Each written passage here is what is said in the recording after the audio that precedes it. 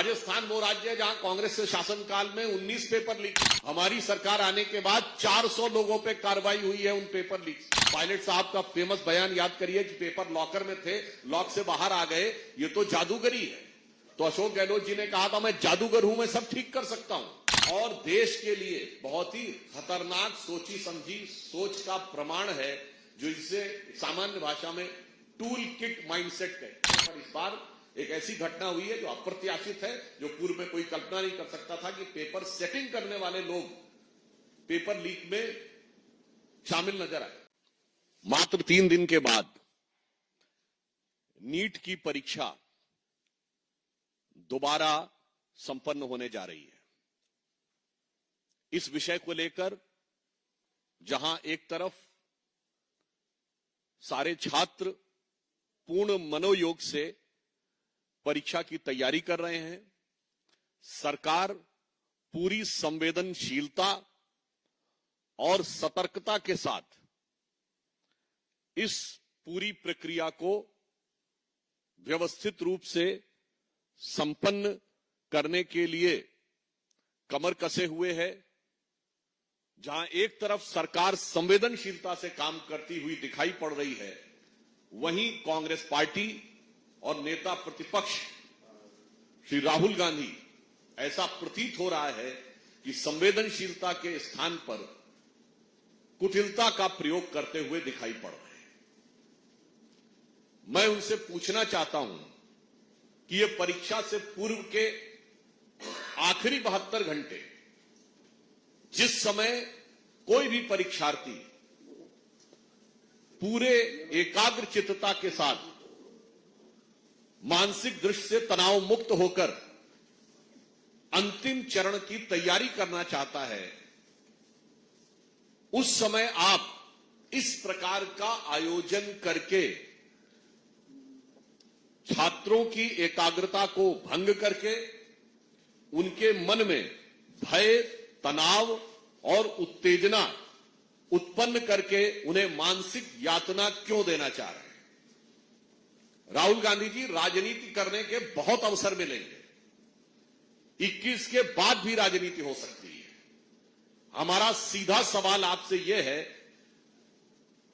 कि आप इन्हीं आखिरी के 72 घंटों में राजनीति क्यों करना चाह रहे हैं? और जिन छात्रों को आप अपने साथ ले जा रहे हैं या जिन छात्रों को बुला रहे हैं, क्या उनको आप इस परीक्षा के लास्ट समय में, in the last leg of their preparation, when they need full concentration, you want to create a distraction just in order to fulfill your political ambition? और इस प्रकार के सवाल आ रहे हैं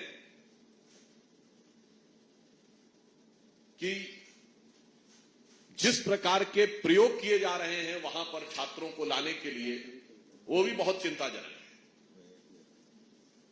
मैं ये भी राहुल गांधी जी से कहना चाहता हूं कि हमने माना कि आप छात्र जीवन में भी असफल रहे।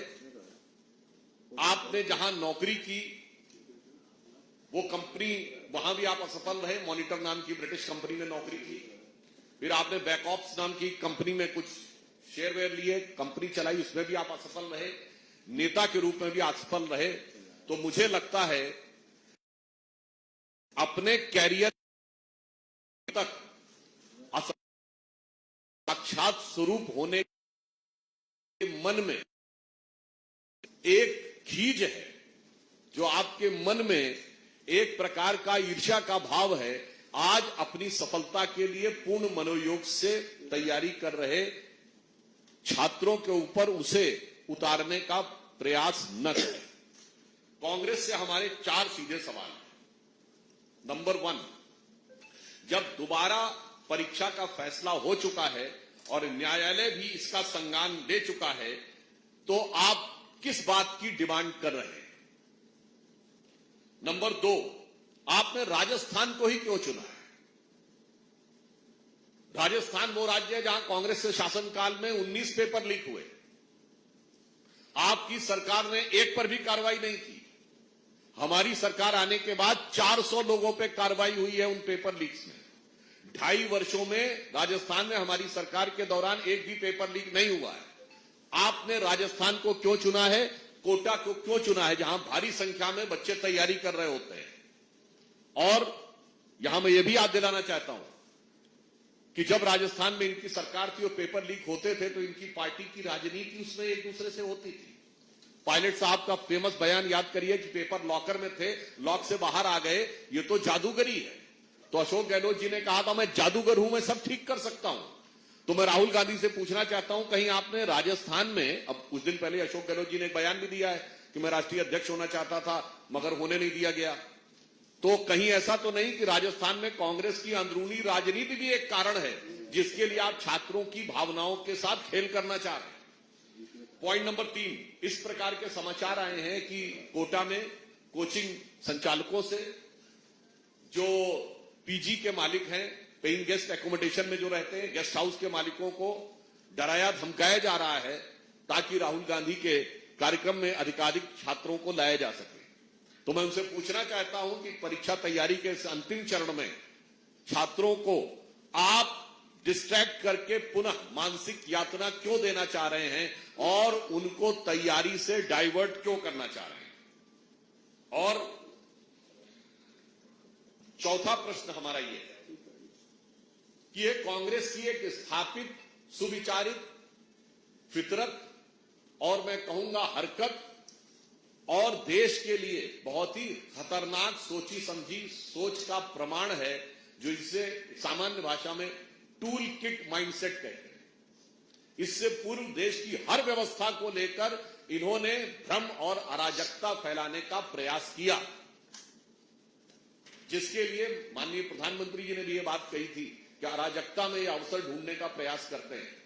याद करिए, सर्जिकल स्ट्राइक से लेकर बालाकोट से लेकर राफेल को लेकर सुरक्षा व्यवस्था के ऊपर भ्रम फैलाने का प्रयास करना, फिर एलआईसी, एसबीआई और सेबी को लेकर अर्थव्यवस्था पर भ्रम फैलाने का प्रयास करना, फिर कोविड को लेकर भारत की स्वास्थ्य व्यवस्था पर भ्रम फैलाने का प्रयास करना, न्यायालय के ऊपर टिप्पणियां करके भारत की न्याय व्यवस्था के ऊपर भ्रम फैलाने का प्रयास, अराजकता फैलाने का प्रयास करना, चुनाव व्यवस्था के ऊपर अराजकता फैलाने का प्रयास करना, उत्तर दक्षिण राज्य, भाषा, प्रांत और जातियों के मध्य समाज में वैमनस्य पैदा करके सामाजिक व्यवस्था के ऊपर अराजकता फैलाने का प्रयास करना। और अब मुझे लगता है और हम लोगों को यह लगता है कि यह फिर वही टूलकिट भारत की शिक्षा व्यवस्था के बारे में भ्रम फैलाकर और इस संवेदनशील अवसर के ऊपर अराजकता उत्पन्न करने के अपने पुराने स्थापित डिजाइन के अनुसार कार्य कर रहा है। और मैं यह भी प्रश्न राहुल गांधी से पूछना चाहता हूं कि जब नीट की परीक्षा नहीं होती थी तो मेडिकल और इंजीनियरिंग के लगभग सभी अधिकांश प्राइवेट कॉलेजों में कोई बगैर एंट्रेंस एग्जाम के या एंट्रेंस एग्जाम की खाना पूर्ति करके बाकायदा सीटों की नीलामी होती थी। अंडर ग्रेजुएट में 20-25 लाख रुपए से लेकर 50 लाख तक और पोस्ट ग्रेजुएट में एमबीबीएस में 50 लाख से लेकर 1 करोड़ रुपए तक की सीटों की बात जन सामान्य में प्रचलित रूप में आती थी। तो मैं पूछना चाहता हूं कि जब यह व्यवस्था थी तो इसका मतलब संस्थागत भ्रष्टाचार था, सीटें नीलाम होती थी। जब से मोदी जी ने इस व्यवस्था को बनाया है उससे पहले गरीब और मध्यम वर्ग का बच्चा तो वो सोच ही नहीं सकता था कि मैं 25 लाख 50 लाख 1 करोड़ देकर वहां पर एडमिशन पाऊंगा। आज उनको अवसर प्राप्त हुए हैं। तो आप इसके ऊपर प्रश्न उठाकर क्या उस पुरानी व्यवस्था के पक्षधर हैं, अर्थात वो धन्ना सेठ जो कि सीटों की नीलामी करते थे, जिसमें से अनेक आपके और आपकी पार्टी के बहुत निकटवर्ती हैं। आप इस संवेदनशील मौके के ऊपर राजनीति करके क्या उन लोगों का हित साधन करना चाह रहे हैं या छात्रों का हित साधन करना चाह रहे हैं, यह बात स्पष्ट होनी चाहिए। और एक बिंदु और भी महत्वपूर्ण है कि इस बार जो हुआ है वो अपने आप में एक अलग और अप्रत्याशित हुआ। सामान्यतः पेपर लीक उसे कहते थे कि जहां पेपर छपे और जिस सेंटर पे पेपर पहुंचे उस बीच में कहीं से पेपर लीक हो जाए उसे पेपर लीक कहते थे। पर इस बार एक ऐसी घटना हुई है जो अप्रत्याशित है, जो पूर्व में कोई कल्पना नहीं कर सकता था कि पेपर सेटिंग करने वाले लोग पेपर लीक में शामिल नजर आए।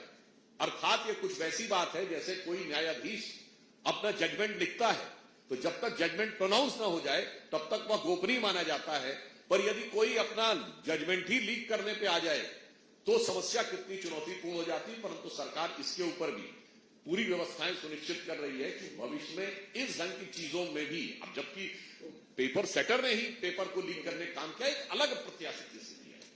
इसलिए मैं राहुल गांधी जी से पुनः कहना चाहूंगा कि कांग्रेस पार्टी इन 4 सवालों और 5वां ये कि नीट की परीक्षा से पहले जो बड़े आर्थिक लाभार्थी थे, जहां मध्यम वर्ग के बच्चों का, परिवारों का शोषण होता था क्योंकि उन्हें बड़ी बड़ी मोटी मोटी फीसें देनी पड़ती थी, कैपिटेशन फी के नाम पे तब उन्हें मिलता था।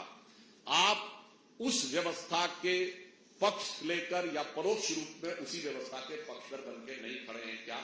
और पुनः मैं कांग्रेस पार्टी और राहुल गांधी से कहना चाहता हूं, राजनीति के बहुत अवसर हैं, 21 के बाद राजनीति कर लीजिएगा। आपको जो राजनीति करनी है, जो हम लोगों को उस राजनीति का प्रत्युत्तर देना है, वो भी देंगे।